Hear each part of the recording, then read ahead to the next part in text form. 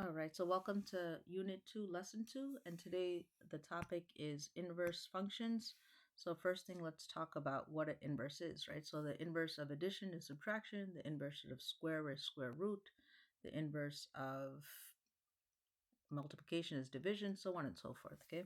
So the symbol for notation for inverse is going to be F, and then we put -1 of x. And that, whenever we see that, that just means find the inverse of the function, okay? So we're going to talk real quick about what this means. There are two main ways of finding the inverse. So the first one is graphically, and the second one is analytically. So graphically, let's talk about that one first. It's when we graph to find the inverse, we reflect it across the line y equals x. So let's talk about what that means, right? When x is -1, y is -1. When x is 0, y is 0. When x is 1, y is 1, so on and so forth, right? So what we're going to get is we're going to get a line that looks like this. It's going to be the line y equals x. And you can type that into your TI-84 or into your Inspire calculator to figure out what that is, all right?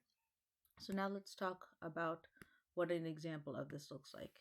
So if I have the original graph that we had before, right? Y equals, remember this function, y equals the square root of x minus 2.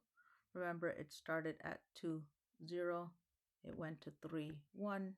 And then like this, right? 6, 2 was another point. So this one is 6, comma 2. This is 3, comma 1. And this one was 2, comma 0. So if I said find the inverse of this, all you would do is take those x's and y's, right? So like, for example, 2, comma 0. To graph the inverse of 2, comma 0, you would flip those coordinates. So the opposite of 2, comma 0, that would become 0, comma 2, right? So let's graph it. 0, 1, 2 is going to go right there. The next point that we had is 3, comma 1. So 3, comma 1, when you flip it, is going to become 1, comma 3. So I'm going to go 1, I'm going to go to 3, and I'm going to put my dot. And then the last one that we had is 6, comma 2. And when we inverse that, that's going to become 2, comma 6. So 2, 1, 2, and 6. So somewhere around there. And it's going to be, right? Do you see the burgundy line and the purple line that I just drew are inverses? They're opposites of each other because they were reflected over the line y equals x. So typically, what does that mean? That means like this distance, right, from here to here is going to be the same as this distance. This distance is going to be the same as this distance, so on and so forth. So that's what it looks like. I should just take that part out. Okay, but I think you get the point, okay? So that is how we do it graphically. And here's a pro tip for a one-to-one function. It passes the vertical line test, right? So which means that if I draw my vertical line, it's going to hit it exactly once, okay? It's not going to hit it more than once.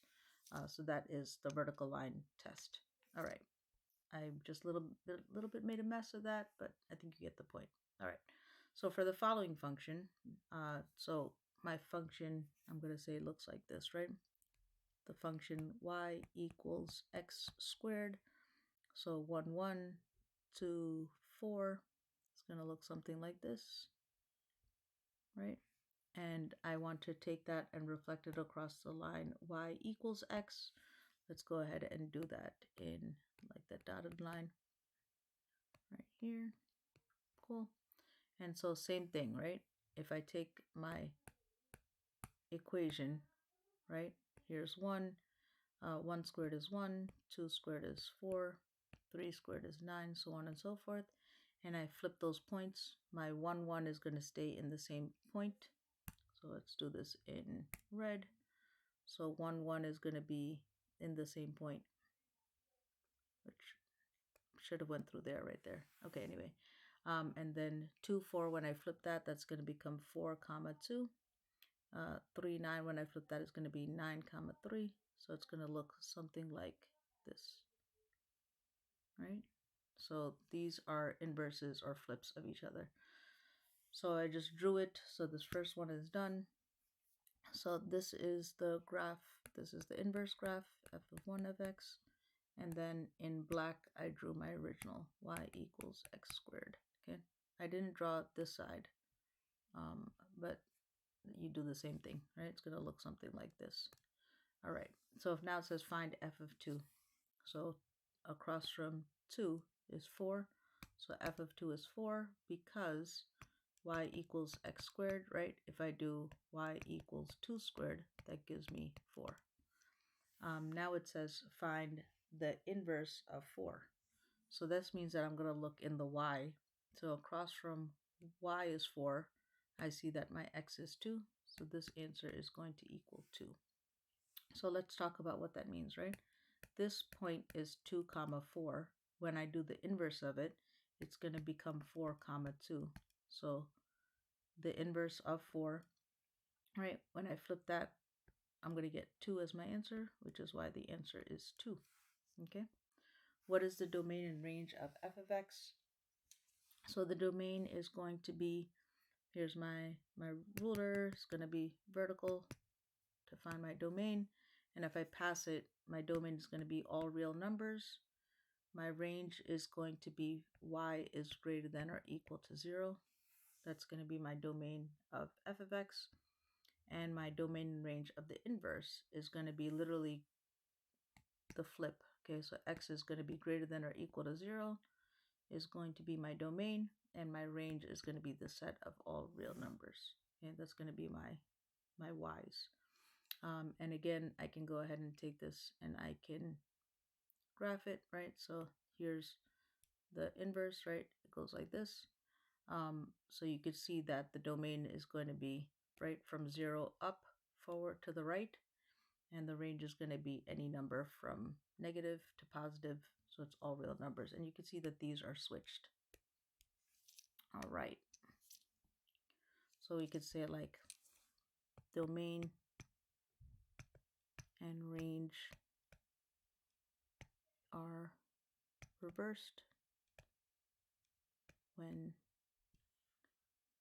finding the inverse. Okay, so now analytically, okay, so for the function, when we do analytically, what we do is we take f of x and we rewrite it as y equals e to the x plus 3. So all I did is I took f of x and I made it into y. And now remember what inverse means, right? Take x and y and flip it. It becomes y comma x. So let's do that. All right, let's go burgundy here. This is my y, right? I want to flip it, so it's going to become x equals e stays, e is a number, it's about 2.72, and then that x on top is going to become a y, and it's going to become plus 3, right? The plus 3 just comes down. So once you write out the function and we flip it, all right, so once you flip it, then what we're going to do next is we're going to solve. So we switch x and y, and then we're going to solve for y. That's our last step.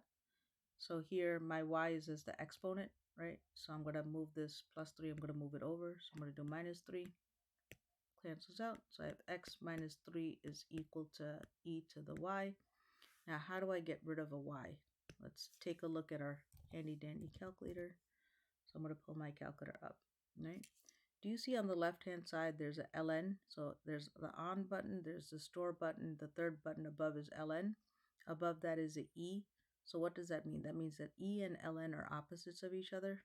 So let's get this e away. Let's get rid of this e. And the way we do that is by doing ln. So I'm going to bring down, put an ln here. And whatever I do to the right, I'm going to do to the left. So I'm going to ln x minus 3. Do y'all see what I'm doing? As soon as the ln and the e are next to each other, I'm going to take out my red marker, and these are going to cancel out because they're opposites. So now I have y equals ln of x minus 3, and that is my answer. Okay, so my inverse, f of negative 1, is equal to ln of x minus 3, is my final answer for this problem. All right. These are some sample problems, so you can go ahead and try some on your own. And then let me know if you get stuck on anything. All right, awesome.